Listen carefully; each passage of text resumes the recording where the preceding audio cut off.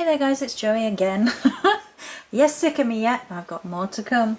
So this is today's this is a precursor to Beltane Divination, basically the Beltane Divination video. I'm going to show you how I have set this up, some different ideas of divination, and then two ideas that I had which I haven't seen anywhere else, and they just came to me and I think it's right and I want to share that with you. So this is sort of my space that I've set up. This is my tarot cloth, which I wrap my tarot cards in, and I absolutely love it. This is my tarot. I've left the book out because it actually is easier to see. And there's the tarot cards, and around the edge I've got a lot of rose quartz. I have the selenite over there, the piece of rose quartz which is permanently with my tarot set, the Shadowscape Companion, not Companion, that's the book, Shadowscapes Tarot Deck, some more amethyst, the working candle would be lit. I have the tea leaf cup that I won, some pendulums, there's some salt there and some water over here. So before we start, what should we focus on while we talk? Should we focus on the cup and the thing? Well, I suppose I can move around a bit, can't I? Yes, so where was I? Divination on Beltane is really effective. It's a time of year which is, like I said in my other Beltane video, it's when it's sort of a balance and then tips into, and it's known that the veil between worlds is at its thinnest, which is why a lot of people, gosh, look at the smoke. You can actually physically see the smoke from the incense, sorry.